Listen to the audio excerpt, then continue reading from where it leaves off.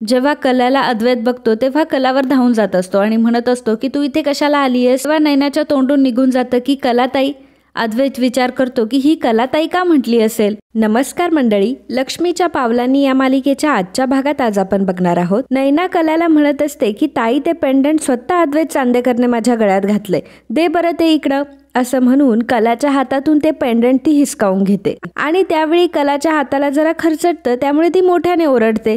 जेव्हा बाबा कलाचा हात बघतात तेव्हा कलाच्या हाताला खूप भाजलेलं असतं आणि मोठी जखम झालेली असते. ते बघून बाबा म्हणतात की नक्की काय झालंय कला तुला इथे, आणि इतकं कसं काय भाजलं, मला कोणीच कसं नाही सांगत काही. तेव्हा काजू म्हणते की बाबा मी तुम्हाला सगळं काही सांगते. तर मित्रांनो, आज आपल्या व्हिडिओचं लाईक्सचं टार्गेट असणार आहे 100 लाईक्स, त्यामुळे व्हिडिओचं टार्गेट पूर्ण करण्यासाठी आम्हाला नक्कीच मदत करा. धन्यवाद. त्या चांदेकरांच्या घरी आपली नैनाताई जेव्हा डान्स करत होती ना, तेव्हा तिचा पाय निखाऱ्यावर पडणार होता, तेव्हा कलाताईने तिला वाचवलंय आणि तो अद्वैत चांदेकर आपल्या ताईला खूप बोलला, नाही नाही ते बोलला, आणि त्यावेळी आपली नैनाताई आणि आई सगळं काही ऐकून घेत होते आणि आपल्या ताईबद्दल एक शब्दही बोलले नाही. साधी आपल्या ताईची बाजू सुद्धा घेतली नाही.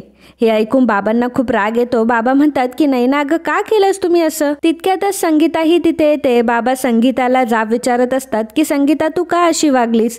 संगीता जाते आणि हळद मिठाची वाटी घेऊन येते. कलाच्या हाताला ती हळद मीठ लावून देत असते आणि म्हणत असते की कला मला माफ कर, मला माहिती आहे की मी तुझ्यासोबत खूप चुकीचं वागली आहे. अक्षरशः चांदेकरांच्या घरामध्ये मी तुला ओळख सुद्धा नाही दाखवली आहे, परंतु तू जेव्हा त्या अद्वैत चांदेकर सोबत भांडत होती तेव्हा जर मी तुला ओळख दाखवली असती तर माझी स्वप्न कधीच पूर्ण झाली नसती. मला माहिती आहे की तू सगळा अपमान सहन करून तिथून निघून गेली, त्यासाठी मी तुझी माफी मागते. कला म्हणते की अगं आई तू उगाचच टेन्शन घेतीये, मला काहीच झालं नाहीये. संगीता म्हणते की मला माहितीये ना तुझी जुनी सवय, तुला नेहमी स्वतःची जखम ही लपून ठेवायची असते आणि दुसऱ्याच्या जखमांवर मलम लावायचा असतो. माझ्यासाठी तुम्ही तिन्ही मुली सारख्याच आहात. तुला असं वाटत असेल की मी सारखं नैना नैना करते, परंतु नैना इतकंच माझं तुझ्यावर देखील प्रेम आहे. माझी नैनी माझं स्वप्न पूर्ण करणार अशी मला आशा आहे, परंतु तू तर माझी ताकद. मला माहिती आहे तुला पुढे शिकायचं होतं, परंतु आमची परिस्थिती मध्ये आली आणि एवढं असताना सुद्धा हसत हसत तू शिक्षण सोडून दिलंस. आणि हे करताना तू कधीच डगबगली नाही, उलट स्वतःच्या पायावर उभी राहिली. खरं सांगू कले, मला मुलगा नाहीये याची मला कधीच खंत वाटत नाही, कारण माझ्या कलेने नेहमी मुलाचीच जागा घेतली. तुझ्या दोन्ही बहिणींमागे तू कायम ठामपणे उभी राहशील असा विश्वास आहे मला तुझ्यावर, आणि माझं जितकं नैनावर प्रेम आहे ना तितकंच तुझ्यावर सुद्धा आहे बाळा. असं म्हणून ती कलाला जवळ घेते. कलाच्या डोळ्यात सुद्धा खूप अश्रू असतात, तिलाही खूप चांगलं वाटत असतं. नैनाला लगेच जलन व्हायला लागते. नैना संगीताला म्हणते की आई मी पण तुझी लाडकी मुलगी आहे ना, तू जसं तिचे लाड करते तसे माझेही कर ना प्लीज. आजू तिला म्हणत असते की अगं बाई तू आधीच लाडावलेली आहेस. आणि मग दोघीही माझ्यासारख्या भांडायला लागतात. तेव्हा संगीता म्हणते की काय ग नेहमी तुम्ही भांडत असता, माझ्या कलाकडून एक तरी गुण घ्या.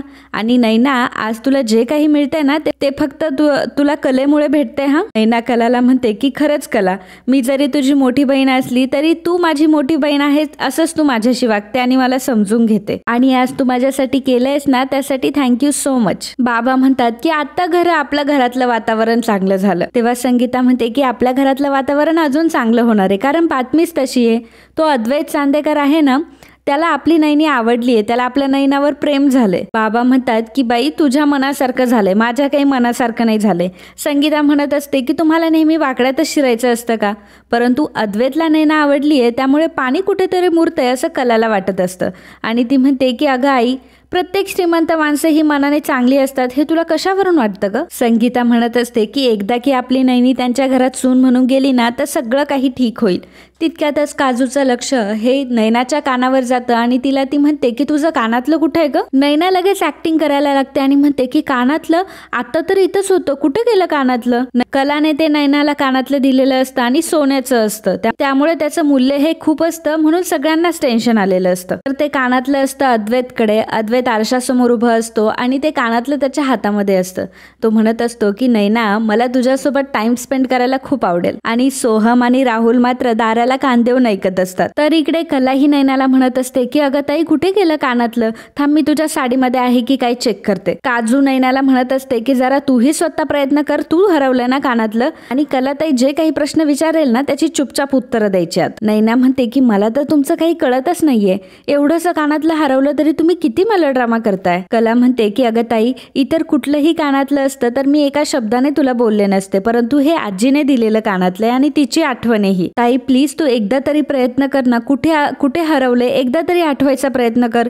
नैना म्हणत असते की आता आठवतच नाहीये तर काय करू? काजू म्हणते की अगं ताई तुला सांगू का, हिला अजिबात किंमत नाहीये. मी आत्ताच्या आत्ता अद्वैत चांदेकरांच्या घरी जाते आणि तिथं कानातलं शोधते. संगीता म्हणते की काय ग, कुठे चालली तू एवढ्या रात्रीची? हे बघा, जे काही करायचं असेल ना ते उद्या सकाळी करा, आता रात्र झाली, थांबा इथे. बाबा संगीताला म्हणत असतात की काय ग, तुम्ही दोघे सोबत गेल्या होता ना, मग नैनाचं कानातलं हरवलं तेव्हा तुझ्या लक्षात नाही आलं? आणि नैना तुझ्याही लक्षात नाही आलं की तुझ्याकडनं कानातलं हरवलंय म्हणून? नैना म्हणत असते की अहो बाबा, एवढ्याशा कानातल्यासाठी तुम्ही सर्वजण किती मेलोड्रामा करताय.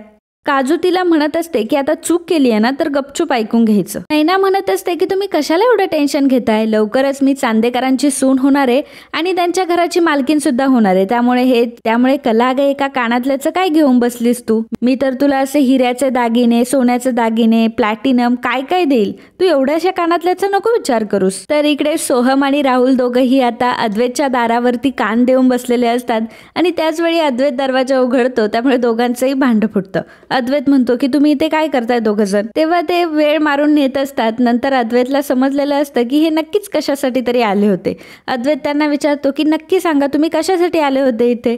तेव्हा सोहम म्हणतो की अरे दादा, तू एकट्यात जे काही बडबडत होता ना ते आम्ही ऐकत होतो. अद्वैत त्याला म्हणतो की काही नाही, मी काही बोलत नव्हतो, तुम्ही जा बरं इथून.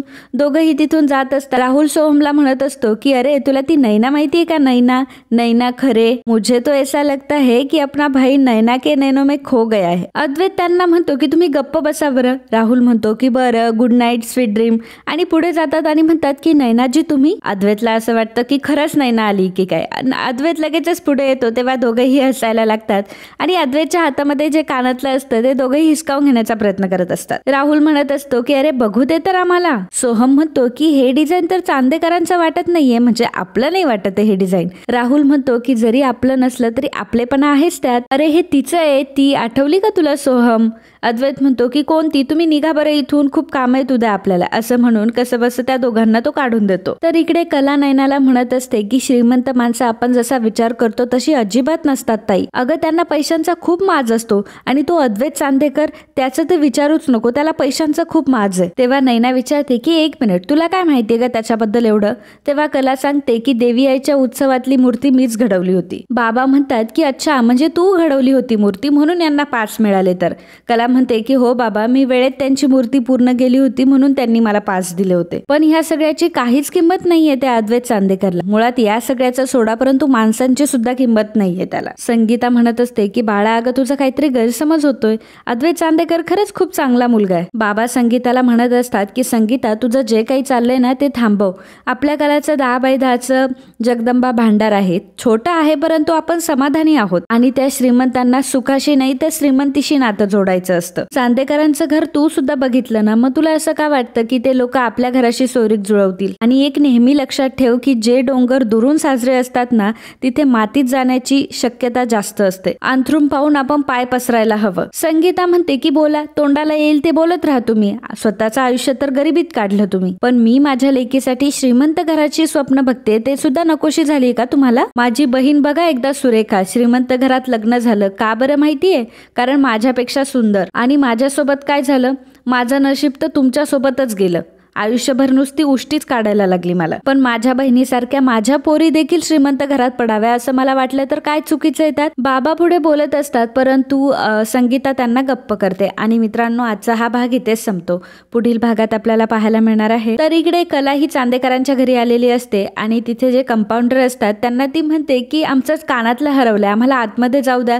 परंतु कंपाऊंडर म्हणतात की काही आतमध्ये जाऊन नाही देणार, तुम्हाला फुकटचा प्रसाद हवा असेल म्हणून तुम्ही चाललाय. त्यावेळी काजूला मात्र खूप राग येतो. काजू म्हणते की थांबताय, आता मी यांना दाखवतेच फुकटचा प्रसाद काय असतो ते. तितक्यातच अद्वैत आणि नैना समोरून येतात. जेव्हा कलाला अद्वैत बघतो तेव्हा कलावर धावून जात असतो आणि म्हणत असतो की तू इथे कशाला आलीयस? तेव्हा नैनाच्या तोंडून निघून जातं की कलाताई.